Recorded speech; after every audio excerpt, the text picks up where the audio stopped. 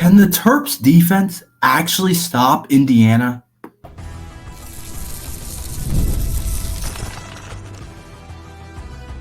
You are Locked On Terps, your daily podcast on the Maryland Terps, part of the Locked On Podcast Network. Your team every day. What's up, everyone? I'm Tre Moore, host of Locked On Terps, part of the Locked On Podcast Network, your team every day. So thank you for making us part of your day, and also publisher on InsideBlackandGold.net. Make sure you guys go over to Inside Black and Gold for all your Maryland Terrapins news. And today's episode is brought to you by FanDuel. Place your first $5 bet and you'll get started with $200 in bonus bets guaranteed. So visit FanDuel.com to get started.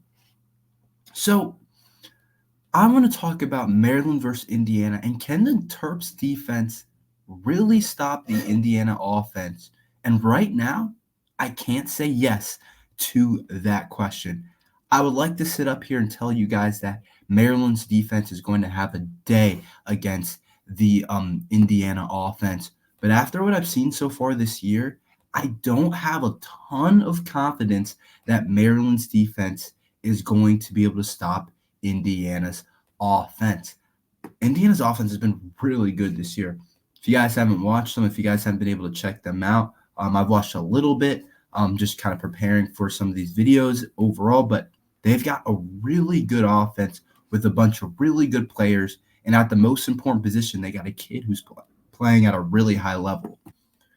And then we got a Maryland defense who has been up and down this year. I think that's totally fair. And I think the expectations going into this year was that the Maryland defense was going to be a really good unit in the Big Ten. I'm not going to say an elite unit in the Big Ten, but a really solid, good unit in the Big Ten. We thought this might have been one of our better defenses that we've had under Coach Locksley. And we've seen flashes of it this year, but we've also seen it look pretty bad at times this year.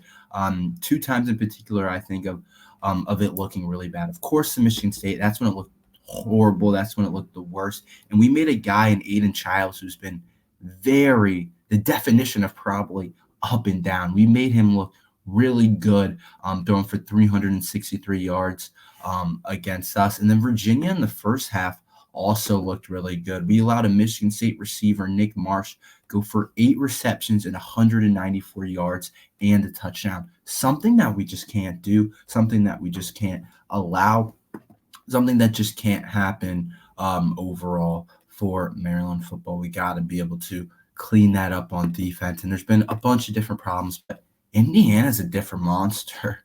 I'm looking at some of these guys. I'm looking at some of their players. I'm looking at the scores that they put up so far. Indiana's offense is better than Michigan State's offense, and I don't really think it's close. They've got a quarterback right now that is playing at a really consistent level in Curtis Rourke, who's arguably been the best quarterback in the Big Ten when you look at the numbers. He's third in the conference in yards with 1,013. Billy Edwards is 1, but Billy Edwards does have quite a bit more attempts than him. Billy Edwards has almost 40 more attempts than Curtis Rourke. So it makes sense that Curtis Rourke is behind him in yards, but the fact that he's 40 more attempts and only behind him by 100 yards tells you a lot of what you need to know. Curtis Rourke is not just checking it down. He's throwing it deep.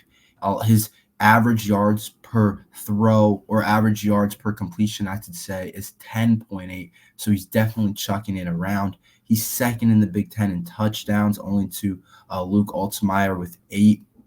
And the thing about it that is really scary about Curtis Rourke, and that I think is a big part of the game that I'm concerned about, is he hasn't turned over the ball this year. 0 interceptions so far this year. And so I look at this Indiana offense and I look at Curtis Rourke and I say, this kid's balling. He's balling. He's much better than Aiden Childs. He's better than the Colandrea kid at Virginia. This kid's playing at a really high level right now. And that scares me in terms of his numbers, in terms of the amount of yards he's throwing for. His completion percentage is right up there in the Big Ten as well, at number 3. So he's top 3, it feels like, in every single stat. Like, you could really argue that he's been the best quarterback in the Big Ten. And it's also like his offensive line is clearly played at a pretty good level because he's also bottom in the conference in terms of sacks. When you look at it, he's only taken 2 sacks, which is bottom of the conference. When you look at him compared to all the other starters, most of the starters have taken a lot more than that. For some reference, Billy Edwards is also at the bottom, who's only taken 3, but UCLA's quarterback's number 1 and has taken 8 sacks, so their offensive line has also played pretty well. So I don't feel awesome about our defense stopping this Indiana team because of what I've seen this Indiana team do. But there is another part of this. Indiana hasn't played a team like us. They played Charlotte, sure. They played Western Illinois and put up 77 against us. They put up 31 against FIU, which isn't even that crazy or impressive or anything like that. They put up 42 against UCLA, but UCLA's really bad this year. They haven't played a defense like us. And I do think Indiana's going to be able to score. I do think Maryland's defense isn't just going to get absolutely gashed and crushed and gets a big play after big play. I don't think it's going to be quite like that. But I do see this being a higher scoring game. But I think we're going to show Indiana a couple of things they haven't seen, and they haven't seen the personnel that we have on our team. I think there's some places that I think the reason why I think that Indiana's going to score a good amount is because I think there's weaknesses on the Maryland defense that still are very much there. Specifically the cornerback room. I'm going to talk about it a lot until it gets fixed, until it gets better, and it might not get fixed this entire year. I don't feel good about Maryland stopping the Indiana Hoosiers passing offense. I don't. And I look at it and I say, they've got some guys at the receiver position that are playing at a really good level right now, at a really high level. Elijah Sherratt is a kid that leads their team in receiving with 250 yards. They have another kid in Omar Cooper Jr. who's also got 245 yards. And those 2 guys, I feel like, could go off on the Maryland DBs. I think that's fair to say. After what I saw Aiden Childs do at Michigan State, what other evidence do I have to say that, no, they're not going to score? No, they're not going to be able to throw the football. Like, that's just not realistic for me to say. I do think that our defensive line is going to create some more pressure than they've seen all year. Their offensive line has played well, but let's remember they haven't played really anybody. UCLA is probably the best team they played, and UCLA is not good this year. So I think it goes kind of both ways, but I do think they're still going to be able to throw the ball kind of probably at a really high level against the Maryland team. And I think Billy Edwards is going to have a good game to keep up and for us to win this game. They also have the 7th leading rusher in the Big Ten who's playing at an outstanding level in Justin Ellison. When I look at the average yards per carry, he's averaging a pretty high level. He's averaging 7.6 yards per carry right now. Justin Ellison has 290 yards. So when I look at 7.6 yards per carry, that means he's rushing at a really effective level. He also has 4 touchdowns. And so I say they're balanced. They're balanced right now, and I don't feel awesome about us stopping them. I just don't.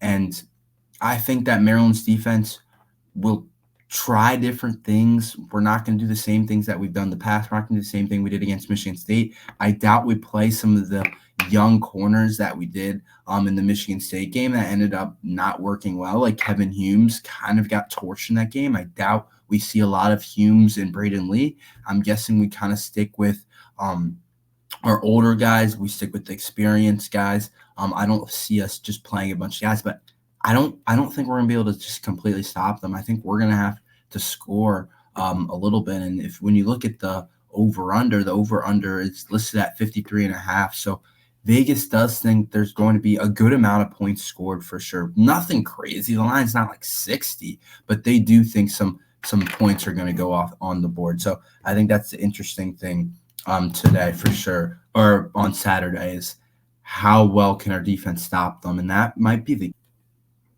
but I do think that we will mix some things up. It's not just going to be them completely thrown over our heads, but I do think we could see some big plays from the Indiana offense. And I can't say based on evidence that I've seen this year that that's not the case. So that's kind of how I see us. And I don't think we're going to be able to stop them, but I do think we'll be able to slow them down a little bit. That's kind of how I see things. What are the key matchups in this game for the Terps versus Indiana? I will talk about that after this ad from FanDuel. Hey NFL fans, you can start the season with a big return on FanDuel, America's #1 sportsbook. So when you get a hunch in the middle of a game, you can check out the latest stats, view live play-by-play, and so much more on the same page where you place your bets. You'll get started with $200 in in bonus bets guaranteed when you place your first $5 bet. Today, there's the Cowboys versus Giants game, Thursday Night Football.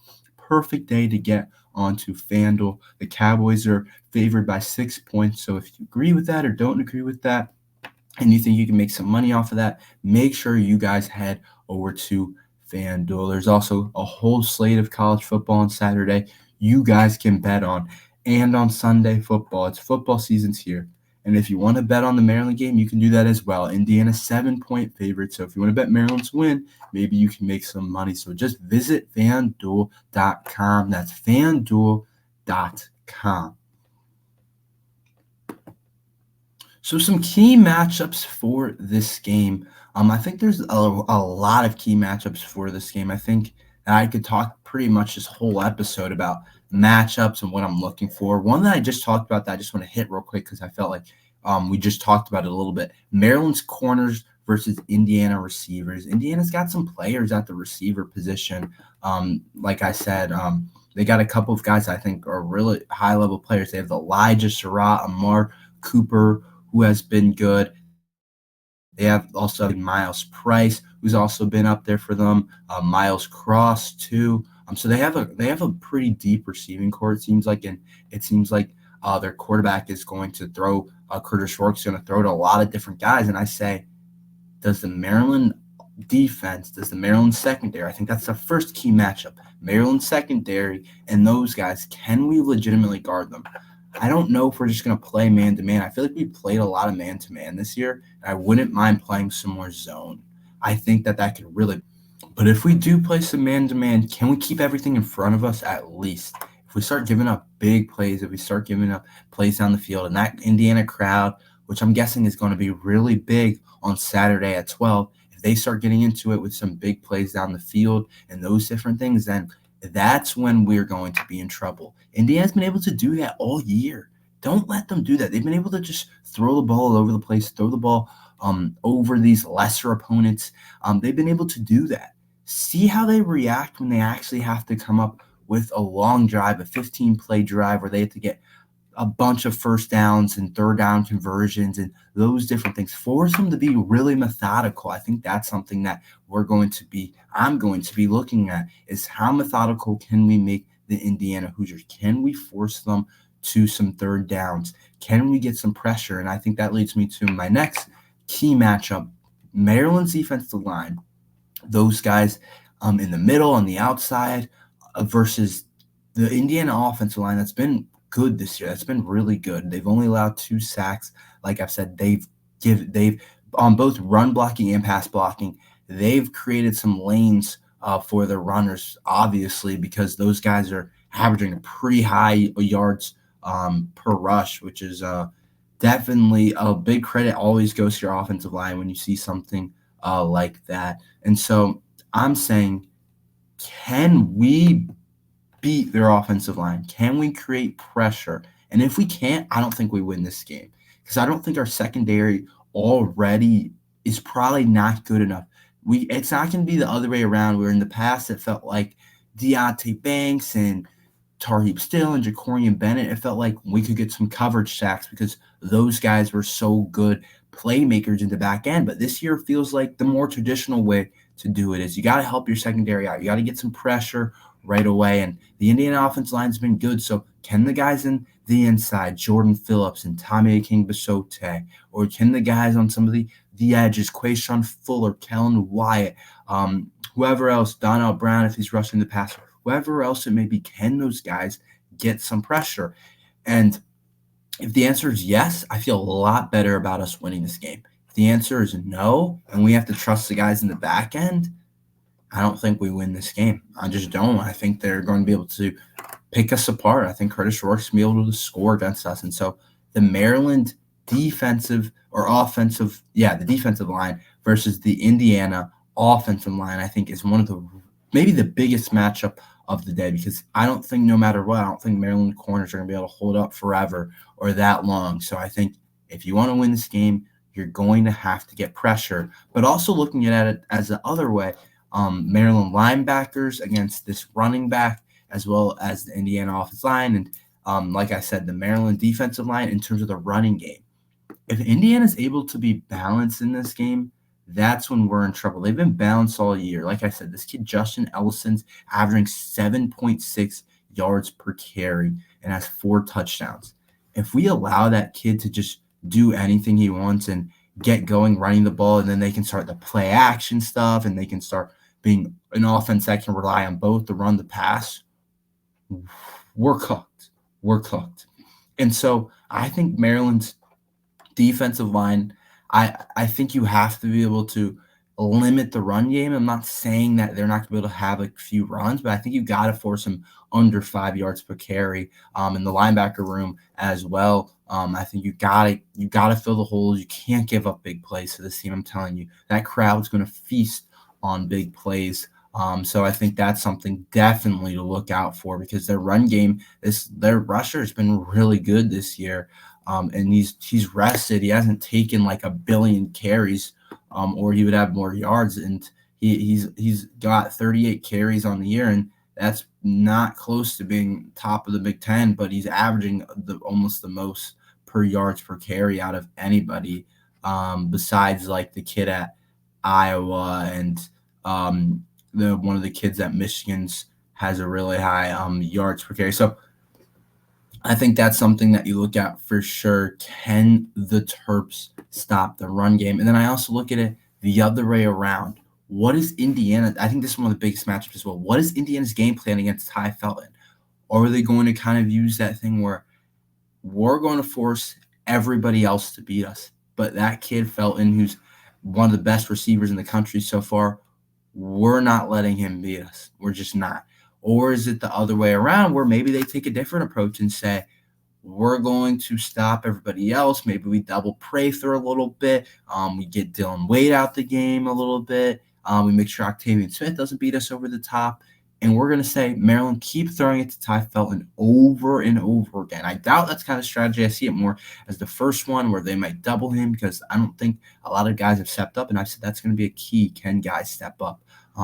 So I think that's another interesting matchup. What does Indiana do with Ty Felton? Can they stop him? What does their secondary look like? Because I don't think we've had a fair representation of what their secondary actually looks like, because they haven't played anybody at all. So I think that how they guard Ty Felton is something that is definitely a key matchup that I'm going to be looking for. That's going to be the rest of the season type of thing.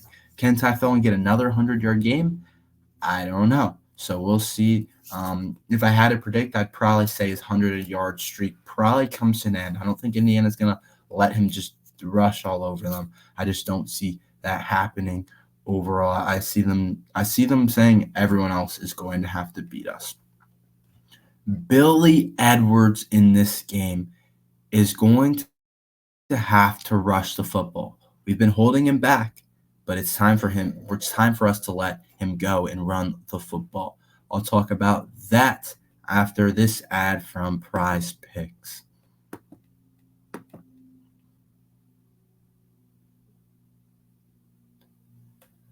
PrizePicks is America's #1 daily fantasy sports app with over 5 million active members. One Caleb Williams passing yard gets you one win on PrizePicks every week in September. That's right. Only 1 yard gets you an automatic win every football weekend in September. 4 weeks of free dubs. Don't miss the deal on PrizePicks, because it's gone when September ends. You can now win up to 100 times your money on PrizePicks with as little as 4 correct picks. Players and stat lines you're selecting. Highlight your winnings from PrizePicks. Have fun and simple experience of playing the game. Tyreek Hill for more than 90 yards, and Dak Prescott for more than 263 passing yards.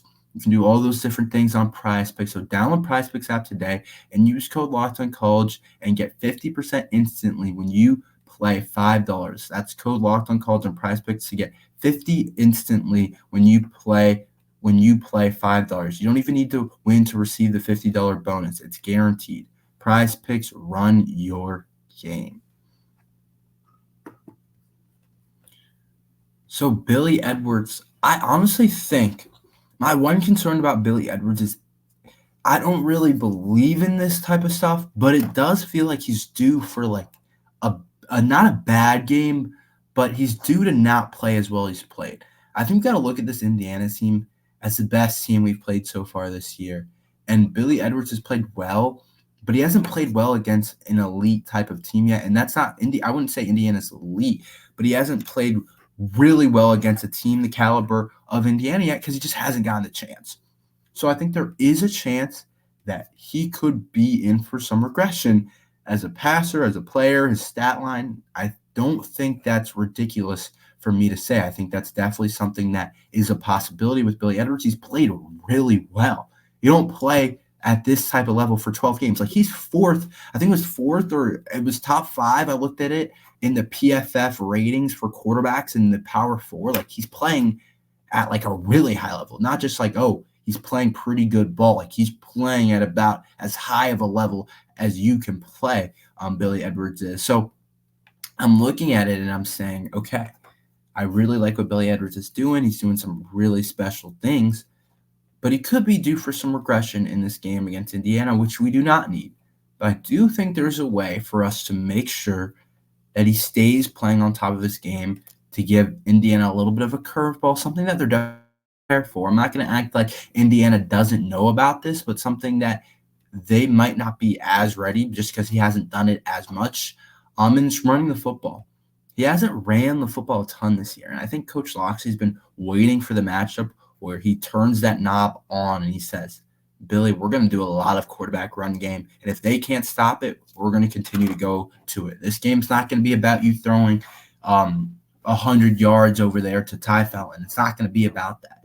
We're going to run some QB power. We're going to run some read option. We're going to get you going downhill until the defense proves that they can stop it. And I think that this game against Indiana, that could be something that comes up huge. I thought against Virginia was going to be a thing, but it really wasn't. But I'm going back to it. I'm coming back around to it. I think Billy Edwards and that rushing ability could be something that is really important for the Terps, something that we look at that is something that is really going to determine can Maryland continue the success on offense? Can Billy Edwards continue the success? He's proven that he can throw the football. We know he can run the ball. We've seen in the past. We've seen it this year too. We know what kind of athlete he is. He seems like a complete type of player right now, but still, Indiana's better than what we've played, and regression could set in just because of the atmosphere on the road, playing the best team we played this year. There could be some pressure to that, and I think that you're not always going to play your best, and I'm trying to predict when that could come, and I think it could come this week. But I do think if he gets those legs running, if he starts running the ball, and it can be on third down, that could be a huge thing. It can be an X factor in the game. It can make him really hard to stop. Then Indiana starts worrying about that, and then next thing you know, Ty Felton streaking down the field, or Caden Prather streaking down the field, or we hit Preston Howard in the end zone or something like that. And so I do think that he's played really high level. Like I said, he's top 5 on PFF's rating in terms of quarterbacks so far this year in college football. Like that's pretty cool for him to be able to do that with the amount of teams in college football. And so I think he's played really well, but I do think this is the week we kind of unleash him as a runner. And that might be how we win this game. I don't know if we win this game without Billy Edwards' legs.